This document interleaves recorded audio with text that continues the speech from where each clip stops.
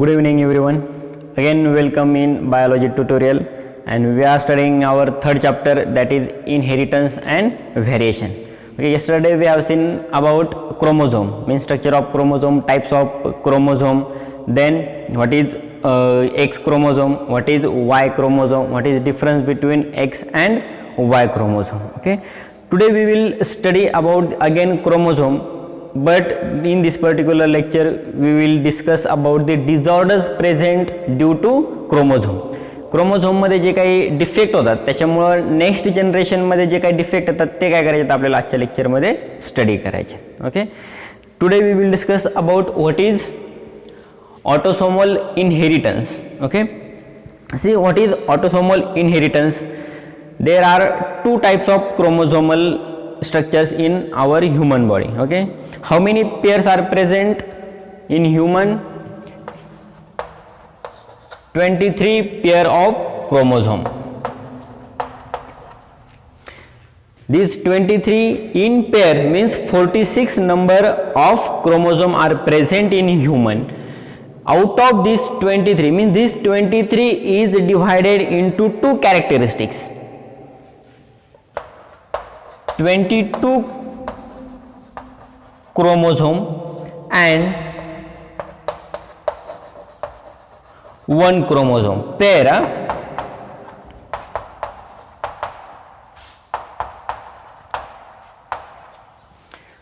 This 23 again divided into two parts, means 22 chromosome pair and 1 chromosome pair according to their characteristics. Okay, only 23rd number pair means sex chromosome X and Y is different than this 22 chromosome.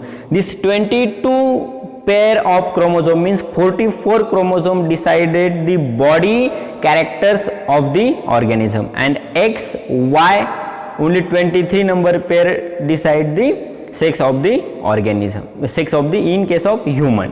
Okay, so these 22 chromosome are present in somatic cell, and this one X and Y chromosome present in gamete cell. Okay, all these somatic chromosome which decide the body characters are called as autosomal chromosomes. Autosomal chromosome, and these characters are transmitted in next generation via this 22 chromosome pair. So this is called as autosomal inheritance. जे काही 22 number pair आहेत क्रोमोझोमचे ते काय decide करतात, body character decide करतात, आणि ते कोणत्या सेलमध्ये प्रेझेंट असतात, सोमॅटिक सेल. मग आपण बघितलेलं आहे एका लेक्चरला, लास्ट लेक्चरला, की गॅमेट सेल सोडून बाकीचे सगळे सेल कोणते आहेत, सोमॅटिक सेल आहे, की त्यांच्यामध्ये काय प्रेझेंट आहे, हे सगळे क्रोमोझोम प्रेझेंट आहे, 22 क्रोमोझोम पेअर प्रेझेंट आहे, म्हणजे 44 नंबर काय प्रेझेंट आहे. तर मग हे सगळे कॅरेक्टर नेक्स्ट जनरेशन मध्ये आता ट्रान्समिट होतात, आणि यालाच काय म्हणायचं आपल्याला, सिम्पली ऑटोसोमल इनहेरिटन्स. मग याच्यामध्ये फक्त आपण एक पेअर कन्सिडर करणार नाही, लास्टवाली 22 पेअर काय करणार आपण याच्यामध्ये कन्सिडर करणार. ओके, समजलं. Autosomal inheritance means 22 pair of chromosome will decide the body traits other than sex in human, and that is inherited in next generation is called as autosomal inheritance. Understand?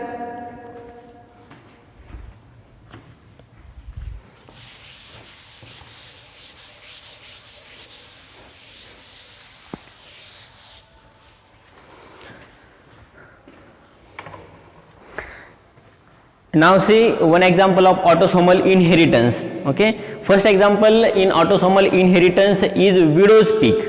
Okay, what is widow's peak?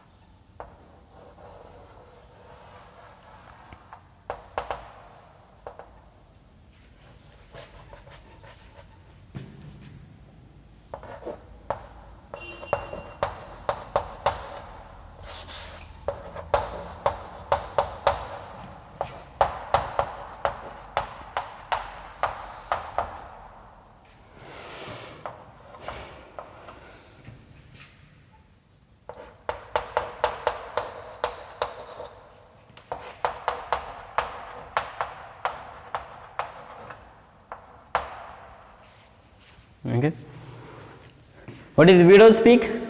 Widow's peak means V shape hairline cut. Okay, V shape hairline cut on forehead. आपला जो काही हेअरचा shape आहे फोरहेडला, आता तो कोणत्या शेपमध्ये त्याच्यानुसार काय करायचं आपल्याला. विडोज पीक मध्ये दोन टाईप आहे. First one widow with widow and second one no widow. Okay, now see genotype for widow. Genotype is capital W, capital W, W denote widow, and small w for no widow, or it may be capital W or small w. आता तुम्ही observe केला असेल काही लोकांच्या जो hair cut आहे काही लोकांचा फोरहेड वरती तो कोणत्या शेपमध्ये, या शेपमध्ये असतो व्ही शेपमध्ये, आणि काही लोकांचा काय असतो तो प्लेन शेपमध्ये असतो. हे दोनच टाईप काय करतो आपण मॅक्झिमम लोकांमध्ये ऑब्झर्व करतो. याच्या व्यतिरिक्त दुसरा नाही. एक तर व्ही शेपचा कट असेल किंवा दुसरा कोणता असेल प्लेन कट असेल. मग आता ऑटोसोमलमध्ये का आपण याला कन्सिडर केलंय, कारण बॉडी कॅरेक्टर किंवा फेनोटाईप कसा असेल हे कोणते कॅरेक्टर डिसाईड करतील. 22 जे जीन आहेत त्याच्यापैकी कोणता तरी एक जीन काय कर, 22 जे क्रोमोझोम आहे त्याच्यापैकी कोणता तरी क्रोमोझोम रिस्पॉन्सिबल असेल कशासाठी, विडो आणि नो विडोसाठी, या हेअर कटसाठी. मी काय केलं, जीनोटाईप जो असेल कॅपिटल डब्ल्यू हा कशासाठी कन्सिडर केला मी, तर व्ही शेपसाठी कन्सिडर केला. व्ही शेप असेल तर तो काय कन्सिडर करायचा आपल्याला विडो. जर जीनोटाईप स्मॉल डब्ल्यू जर असेल तर तो कशामध्ये जाईल, नो विडो, प्लेन शेपमध्ये असेल. कारण हा काय झाला रिसेसिव्ह झाला, हा काय झाला या केसमध्ये डॉमिनंट झाला. आता कॅपिटल डब्ल्यू आणि स्मॉल डब्ल्यू असेल तरी पण तो काय असेल विडो मध्येच जाईल, विडो पीक मध्ये, कारण हा डब्ल्यू काय या केसमध्ये डॉमिनंट आहे, हा स्मॉल डब्ल्यू काय याच्यामध्ये रिसेसिव्ह फॅक्टर आहे. ओके, समजलंय. म्हणजे जर क्रोमोझोम मध्ये ऑटोसोमल क्रोमोझोम मध्ये जर ह्या डब्ल्यूचं कॉम्बिनेशन कोणत्या टाईपनुसार होईल त्या टाईपनुसार काय असेल तुमच्या हेअर कटचा शेप डिपेंड असेल, आणि त्यालाच काय म्हणायचं आपल्याला विडोज पीक. ओके, कशाचं एक्झाम्पल घेतलं आपण, ऑटोसोमल इनहेरिटन्स. फेनोटाईप कसा असेल ते काय करतात, डिसाईड करतात. Understand. Okay, now take the second example. Okay, second example of autosomal inheritance. ऑटोसोमल इनहेरिटन्स मध्ये जर रिसेसिव्ह कॅरेक्टर जर आले, आता बघा इथं जर इथं डॉमिनंट आलाय दुसरा डॉमिनंट त्याच्यामुळे व्ही शेपच येईल, पण दोन्ही जर रिसेसिव्ह जर आले तर शेप कसा होतोय, प्लेन शेप होतोय, म्हणजे असा व्ही शेप होत नाही. Okay,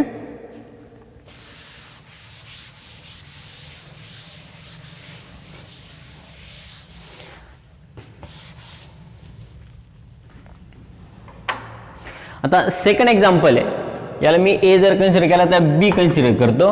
second example of autosomal inheritance that is phenylketonuria. Okay, व्यवस्थित नाव लक्षात ठेवायचंय, फिनाइल केटोन्युरिया, शॉर्टमध्ये PKU. Okay, again this is related with the metabolic disorder. Metabolic माहिती तुम्हाला, म्हणजे आपण जे पचनक्रिया म्हणतो त्याच्याशी रिलेटेड काय डिसऑर्डर आहे, आणि कशामुळे अपेअर होईल तर ऑटोसोमल इनहेरिटन्समुळं काय होईल, नेक्स्ट जनरेशनमध्ये तो अपेअर होईल. फॉर एक्झाम्पल याच्यामध्ये काय होतं ते बघायचं आपल्याला. डिसऑर्डरचं नाव लक्षात ठेवा फक्त, फिनाइल केटोन्युरिया, रिलेटेड कशाशी आहे, मेटाबॉलिक डिसऑर्डर. इथंच लिहितो मी कारण लक्षात राहिलं पाहिजे, मेटाबॉलिक डिसऑर्डरशी रिलेटेड आहे. तर या टाईपमध्ये काय होतंय, जे रिसेसिव्ह जर दोन्ही जर रिसेसिव्ह ट्रेट जर नेक्स्ट जनरेशनमध्ये ट्रान्समिट झाले, ओके, दोन्ही रिसेसिव्ह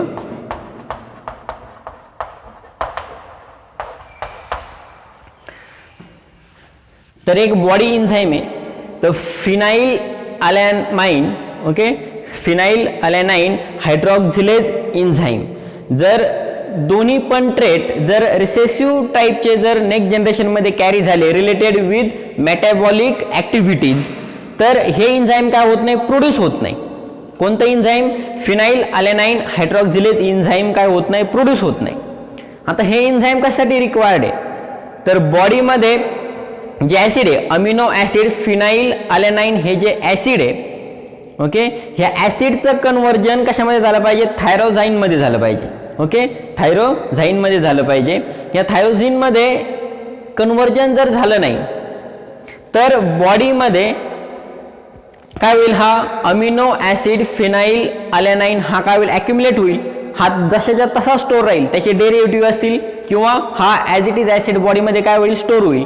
का स्टोर होईल, कारण हा एन्झाईम ह्या डिफेक्टमुळे काय होत नाही, ह्या रिसेसिव्ह जीनमुळे काय होत नाहीये, प्रोड्यूस होत नाही. हा एन्झाईम प्रोड्यूस झाला नाही म्हणजे याचं कन्व्हर्जन थायरोझाईनमध्ये होत नाही. थायरोझाईनमध्ये कन्व्हर्जन झालं नाही याचा मिनिंग काय होईल, हे जे ॲसिड आहे ॲज इट इज बॉडीमध्ये काय होईल, ॲक्युमुलेट होईल. ओके, हा सिक्वेन्स चांगला लक्षात ठेवायचा. याच्यावर शॉर्ट नोट तुम्हाला 100% येणार. ओके, कशाशी रिलेटेड आहे ते लक्षात ठेवायचे. PKU मेटाबॉलिक डिसऑर्डरशी रिलेटेड आहे. मेटाबॉलिक ॲक्टिव्हिटीशी रिलेटेड दोन्ही जीन जर रिसेसिव्ह टाईपचे जर आले, फॉर एक्झाम्पल मी स्मॉल एम मेटाबॉलिकचे रिलेटेड म्हणून घेतो, फॉर एक्झाम्पल घेतो फक्त, नेसेसरी नाही का असतीलच म्हणून. स्मॉल एमच जर कॅरी झाले नेक्स्ट जनरेशनमध्ये तर काय होत नाही, हे फिनाइल अलेनाइन हायड्रॉक्झिलेज एन्झाईम प्रोड्यूस होत नाही. त्याच्यामुळे ह्या ॲसिडचं कन्व्हर्जन थायरोझाईनमध्ये होत नाही. त्याच्यामुळे काय होईल, हा जो अमिनो ॲसिड फिनाइल अलेनाइन आहे हा आपल्या ब्लडमध्ये काय होईल, स्टोर होईल.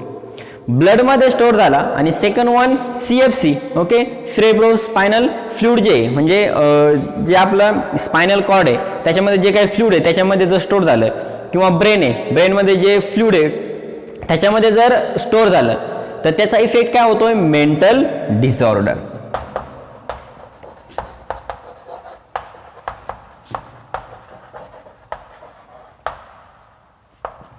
ओके, म्हणजे काय होईल, मतिमंद जे म्हणतो आपण ते, किंवा मेंटली दुसरी कोणतीही डिसऑर्डर काय होऊ शकतात त्याच्यामुळे होऊ शकतात. कारण हे ॲसिड कशामध्ये स्टोर होईल, ब्लडमध्ये स्टोर होईल, स्पायनल कॉर्डमध्ये जे फ्लुइड आहे त्याच्यामध्ये स्टोर होईल, ब्रेनमध्ये जे काही फ्लुइड आहे, ओके, सेरेब्रो स्पायनल फ्लुइड म्हणतो आपण, त्याच्यामध्ये स्टोर होईल. त्याच्यामध्ये स्टोर झाल्यामुळे त्याचा इफेक्ट डायरेक्टली कशावर होतो, ब्रेनवर इफेक्ट होतो. मेन सगळा इफेक्ट ब्रेनवर होतो, तो इफेक्ट ब्रेनवर होतो. त्याच्यामुळे काय होतं, हा मेंटल डिसऑर्डर होतं. ओके, राहील लक्षात, जर दोन्ही रिसेसिव्ह कॅरेक्टर कॅरी झाले तर.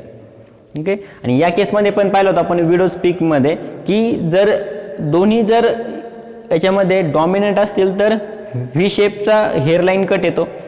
जर दोन्ही रिसेसिव्ह जर कॅरी झाले तर प्लेन टाईपचा हेअर कट येतो. ओके, हे लक्षात ठेवायचं. दोन एक्झाम्पल कशामध्ये, ऑटोसोमल इनहेरिटन्समध्ये. राहील लक्षात दोन्ही पण. ओके,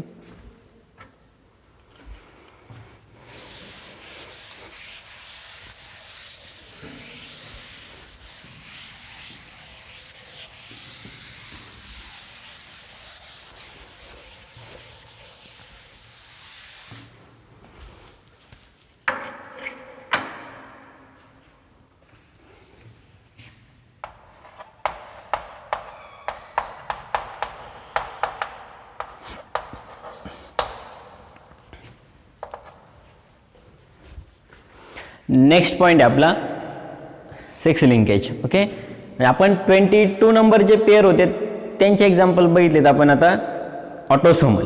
आता लास्ट 23rd नंबरचा जो क्रोमोझोम आहे एक्स आणि वाय क्रोमोझोम, त्या क्रोमोझोमचं स्ट्रक्चर किंवा त्या क्रोमोझोममुळे कोणते डिसऑर्डर होतील. आता आपण दोन डिसऑर्डर 22 नंबरपर्यंत 1-2 एक्झाम्पल घेतले फक्त. आता नेक्स्ट XY क्रोमोझोममध्ये काय इंटरचेंज झालंय किंवा त्यांचं कॉम्बिनेशन झालं नाही, किंवा कोणता क्रोमोझोम नेक्स्ट जनरेशनमध्ये ट्रान्समिट झाल्यामुळं काय डिफेक्ट होतील ते काय करायचं आपल्याला स्टडी करायचं. ऑटोसोमलपेक्षा पण इम्पॉर्टंट काय, सेक्स लिंकेज डिसऑर्डर इम्पॉर्टंट आहे. ओके, जनरल 23rd नंबर जो आहे डायरेक्टली 23rd नंबर हा काय डिनोट करतो,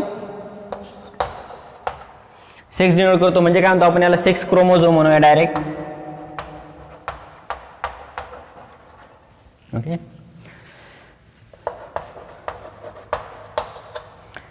मेल ह्युमनच्या केसमध्ये male has X and Y both chromosome, and in female there is X and X chromosome. I think yesterday I was wrong, I told that is YY, okay, by mistake. In female there is XX chromosome and in male there is X and Y, both chromosomes are present. Okay, and sex linkage disorder means how this combination are occurs and what is inherited in next generation.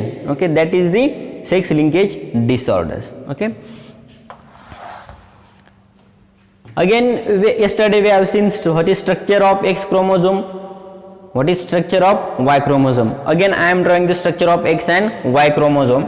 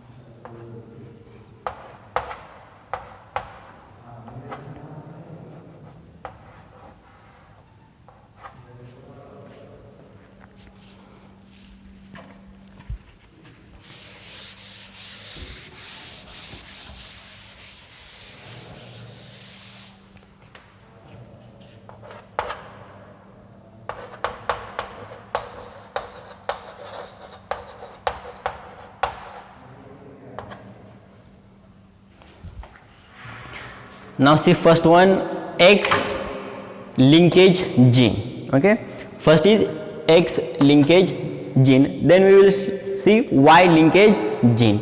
Where is X linkage genes are present? This is X gene, okay, and this is Y gene. X link has metacentric structure and Y has acrocentric structure. Okay, where is non-homologous pair? Non-homologous region. This is non-homologous region and this is homologous region, because this region has equal length and this has unequal length, and this unequal length denotes the non-homologous region. Here is this is non-homologous and here is this region is non-homologous region. Okay, for X chromosome, X linkage genes are present on non-homologous region.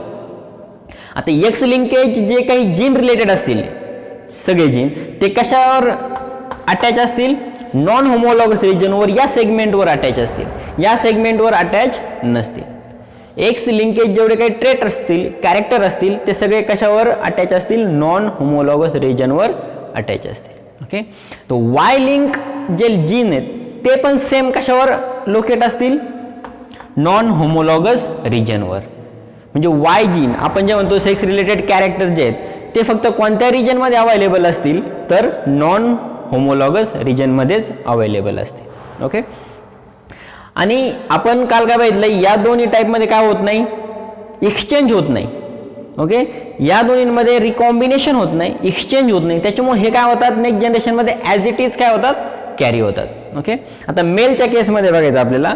In case of mail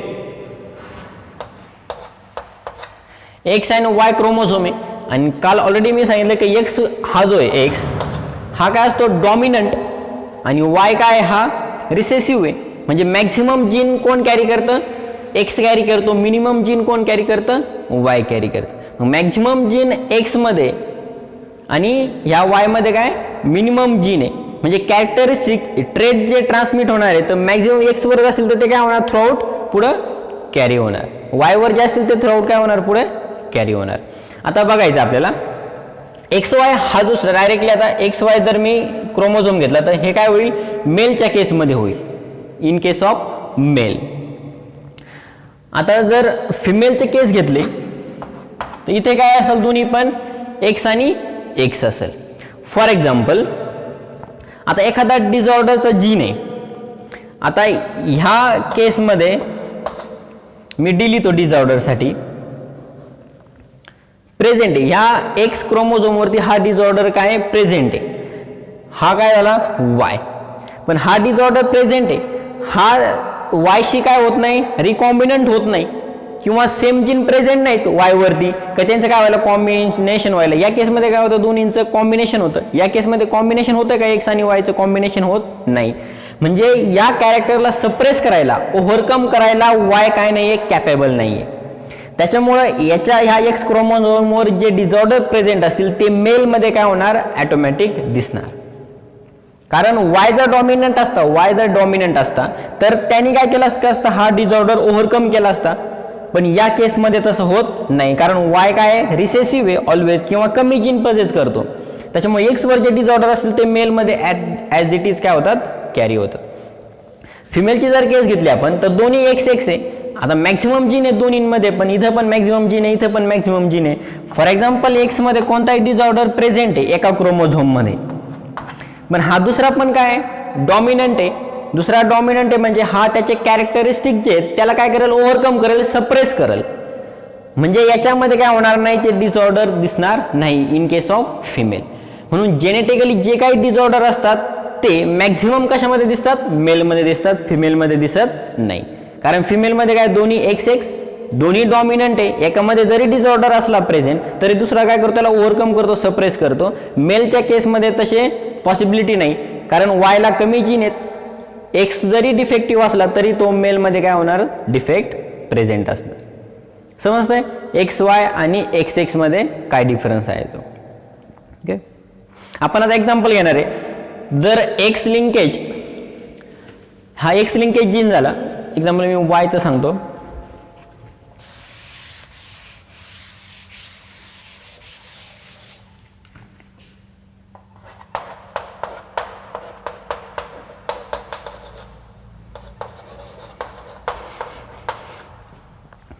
already सांगितलं मी, Y link gene कुठे present असतील, Y लिंकच्या non homologous region किंवा जो short portion आहे ना त्याच्यावर ते काय असेल, वाय लिंक जीन प्रेझेंट असतील. आणि वाय लिंक जे जीन आहेत ते ॲज इट इज कॅरी होतात in case of male. X Y मेलचा जिनोटाईप आहे, तर वाय वरती जे काही जीन असतील ते नेक्स्ट जनरेशन मध्ये काय होणार आहे, ॲज इट इज कॅरी होणार आहे. कारण तो काय होत नाही, ह्या एक्स सोबत काय होत नाही, कॉम्बिनंट होत नाही. किंवा फिमेलचा जो एक्स फॉर एक्झाम्पल कन्सिडर केला, हा वाय जर याच्या काय झाला, रिकॉम्बिनंट झाला तरी पण काय होणार नाही, यांचं क्रॉसिंग ओव्हर होणार नाही या केसमध्ये. त्याच्यामुळे Y as it is next generation मध्ये काय होतो, ॲपियर होतो. फक्त पण मेलमध्ये, फिमेलमध्ये कारण काय कोणता टाईप आहे, फक्त एक्स एक्स आहे, त्याच्यामुळे वायचा काही तिथं कॉन्टॅक्ट नाही. त्याच्यामुळं मेलच्या केसमध्ये जे वायशी रिलेटेड डिफेक्ट असतील, डिसऑर्डर असतील किंवा कॅरेक्टरिस्टिक्स असतील त्या ॲज इट इज काय होणार आहेत, कॅरी होणार आहेत. तर बुकमध्ये त्याचं एक एक्झाम्पल दिलेलं आहे. फॉर एक्झाम्पल पिन्ना हेअर म्हणजे कानाला जे केस असतात, ओके, ते एक्झाम्पल दिलेलं आहे बुकमध्ये. मेलच्या केसमध्ये काय केलं, लोकांच्या कसं कानाला हेअर असतात, तर ते नेक्स्ट जनरेशनमध्ये पण काय होणार, ॲज इट इज कॅरी होणार. नेक्स्ट जनरेशनमध्ये काय होणार, ॲज इट इज कॅरी होणार. एखादा स्किप होईल, फिमेल एक्स एक्स झालं तर काय होईल, तो स्किप होईल इन केस ऑफ फिमेल. पण मेलच्या केसमध्ये ते ॲज इट इज काय होतील, कॅरी होतील. हे कशाचं एक्झाम्पल आहे, वाय लिंकेज जीनचं एक्झाम्पल आहे. ओके,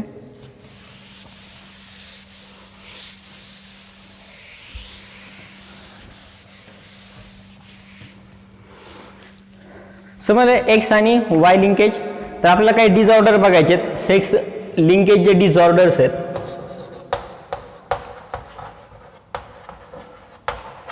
ओके, फर्स्ट वन बघायचं आपल्याला याच्यामध्ये कलर ब्लाइंडनेस. काल ऑलरेडी आपण एका पॉईंटमध्ये कलर ब्लाइंडनेस एक्झाम्पल बघितलं होतं. ओके, कलर ब्लाइंडनेसचं का जर रिकॉम्बिनंट झालं नाही, एका इनकम्प्लीट याच्यामध्ये बघितलं होतं आपण त्या लिंकेजमध्ये की रिकॉम्बिनंट जर झालं नाही तर त्या ॲज इट इज कॅरी होतात. त्याच्यामुळे काय होतं, कलर ब्लाइंडनेस डिफेक्ट होतो. आज डिटेलमध्ये आपल्याला काय बघायचं, कलर ब्लाइंडनेस.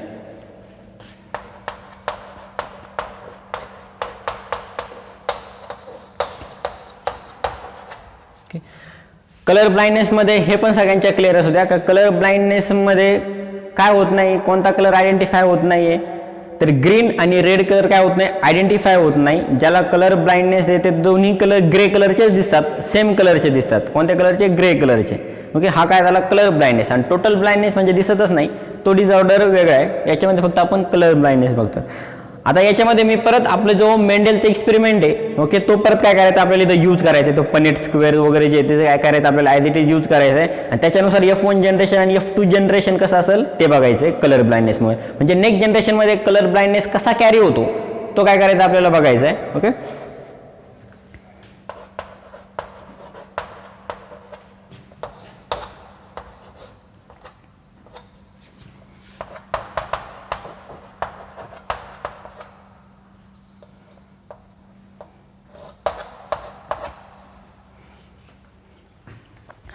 मेलचं जिनोटाईप काय याच्यामध्ये एक्स आणि वाय. आता कलर ब्लाइंडनेससाठी ओके, कलर ब्लाइंडनेससाठी फॉर एक्झाम्पल मी काय केलंय,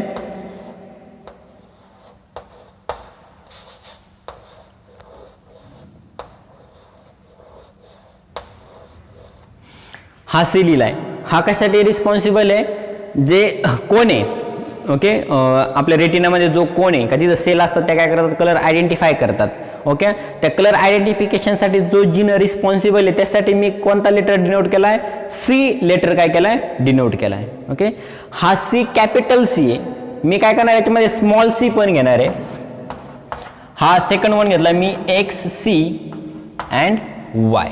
आता हा स्मॉल सी, तर कॅपिटल सी म्हणजे काय, नॉर्मल कंडिशन. म्हणजे हा जीन कशाला रिस्पॉन्सिबल आहे की वेगवेगळे कलर आयडेंटिफाय करण्यासाठी रिस्पॉन्सिबल आहे, म्हणजे डॉमिनंट फॅक्टर आहे.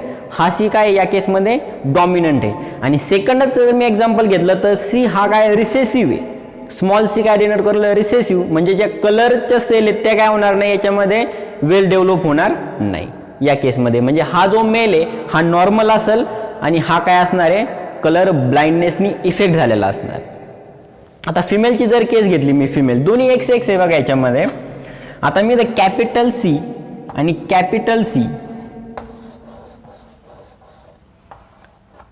दोन्ही डॉमिनंट कन्सिडर करतो, कारण इथं डॉमिनंट कन्सिडर केलेला होता. ओके, आता इथं मी डॉमिनंट आणि डॉमिनंट कन्सिडर केले तर ही फिमेल काय असणार आहे, नॉर्मल असणार आहे, कलर ब्लाइंडनेस नसणार आहे या केसमध्ये. Okay, second one X capital C X small C, ही केस कोणती असेल, कॅपिटल सी स्मॉल सी. तर परत सी काय या केसमध्ये डॉमिनंट फॅक्टर आहे, हा सी काय आहे रिसेसिव्ह फॅक्टर आहे. म्हणजे जरी रिसेसिव्ह फॅक्टर असला एक तरी हा कॅपिटल सी काय डॉमिनंट असल्यामुळे याला काय करेल, तो सप्रेस करेल आणि इथं परत काय असेल, नॉर्मलच असणार आहे. आणि थर्ड केस कन्सिडर करतो मी फिमेलच्या केसमध्ये, स्मॉल सी आणि स्मॉल सी. तर फिमेलच्या केसमध्ये दोन्ही जर रिसेसिव्ह असतील तरच काय होईल, कलर ब्लाइंडनेस होईल. स्मॉल सी आणि स्मॉल सी असेल तरच कलर ब्लाइंडनेस होईल. मेलच्या केसमध्ये अपोजिट आहे. मेलच्या केसमध्ये एक्स वरती रिसेसिव्ह आला तरी तो कलर ब्लाइंडनेस होणार. फिमेलच्या केसमध्ये दोन डॉमिनंट आहे, एक जरी डॉमिनंट असला तरी नॉर्मल आहे, फक्त काय लागतं, दोन रिसेसिव्ह लागतात तरच काय होईल, कलर ब्लाइंडनेस होईल. म्हणजे फिमेलच्या केसमध्ये कलर ब्लाइंडनेसची पॉसिबिलिटी काय झाली, कमी झाली as compare to male. Okay, आता आपल्याला बघायचं आहे या केसवरती. ओके, जी मिडलची केस आहे, मिडलच्या केसमध्ये काय डॉमिनंट फॅक्टर आहे आणि एक काय रिसेसिव्ह फॅक्टर आहे. पण ही जी फिमेल आहे काय कशाचं काम करेल, कॅरियरचं काम करेल. कॅरियरचं म्हणजे नेक्स्ट जनरेशनमध्ये याच्यामध्ये कलर ब्लाइंडनेस ह्या जनरेशनमध्ये जरी दिसला नाही, मात्र कॅरियर म्हणून, कारण हा रिसेसिव्ह जीन तर स्टोर राहणार आहे बॉडीमध्ये, बॉडी सेलमध्ये, तर हा नेक्स्ट जनरेशनमध्ये ॲपेअर होऊ शकतो. म्हणजे कशाचं काम करेल, हा जो मिडल आहे हा कशाचं काम करेल, कॅरियरचं काम करेल. ओके, तर आपल्याला पॉसिबल केसेस बघायच्यात. ओके, तेवढ्या पॉसिबल केसेस परत आपल्याला काय यूज करायचं आहे, मेंडेलचा एक्सपेरिमेंट जो आहे तो काय करायचा आपल्याला स्टडी करायचा. ओके, तर नेक्स्ट लेक्चरमध्ये आपण काय स्टडी करणार आहे, पॉसिबल मॅरेज केसेस. ओके, म्हणजे हे कॅरियरचं मॅरेज जर नॉर्मल सोबत झालं, ओके, किंवा टोटल रिसेसिव्ह आहे, रिसेसिव्हचं मॅरेज जर या नॉर्मल सोबत झालं किंवा इथं ॲबनॉर्मल सोबत झालं तर कोणत्या केसेस येतील ते काय करायचं आपल्याला डिटेलमध्ये बघायचं आहे. त्यासाठी थोडा काय होतो, टाईम लागेल आपल्याला, 2-3 केसेस स्टडी करायच्यात. आणि त्याच्यानंतर same related sex linkage disorder जे आहे त्याच्याशी रिलेटेड अजून एक डिसऑर्डर आहे. Okay, haemophilia. ओके, हिमोग्लोबिनशी रिलेटेड आहे.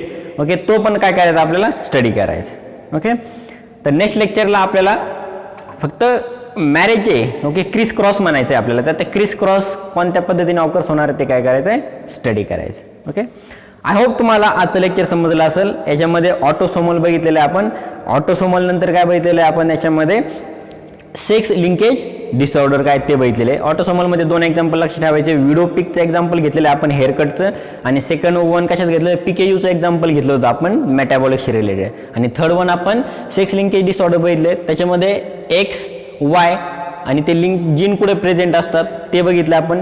मेलचे काय केस आहे आणि फिमेलचे काय पॉसिबिलिटी आहेत तेवढं स्टडी केले. नेक्स्ट लेक्चरमध्ये बघा हाच टॉपिक काय करणार आहे आपण कंटिन्यू करणार आहे. Okay, thank you.